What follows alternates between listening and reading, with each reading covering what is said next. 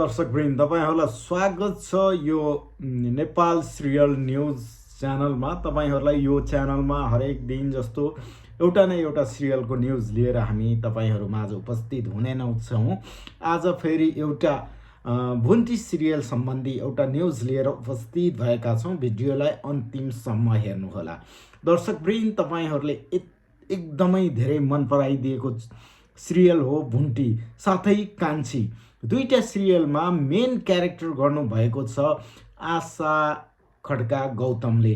उहाँले भुन्टी र कान्छी सिरियलमा मुख्य नायिकाको रूपमा अभिनय गर्नुभएको छ भने उहाँले निर्देशन पनि उहाँले नै गर्नुभएको हो, साथै कथा पनि उहाँकै हो भने यो चलचित्र यो सिरियलमा भुन्टीले गरेको अभिनय उत्कृष्ट छ।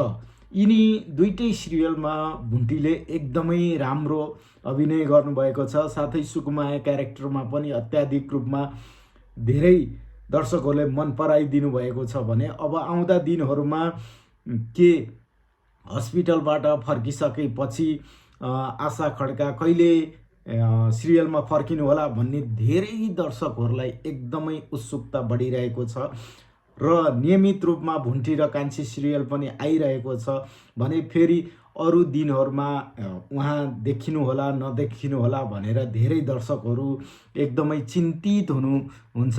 तर अब तपाईहरु चिन्ता लिनु पर्दैन, किनकि भुन्टी एकदमै निको भएर घर फर्किसक्नु भएको छ। उहाँलाई निको हुनलाई धेरै दर्शकहरूले गेट वेल सुन भनेर भगवानसँग प्रार्थना पनि गरिसक्नु भएको छ, गरिरहनु भएको छ र छिटै उहाँ फर्केर फेरि सिरियलमा अभिनय गर्न आउनुहुनेछ। तपाईहरु प्रतीक्षा गर्नुहोला, उहाँ फेरि फर्केर सिरियलमा अवश्य आउनुहुनेछ। फेरि अर्को न्यूज यस्तै न्यूज लिएर तपाईहरु माझ उपस्थित हुनेछु। अहिले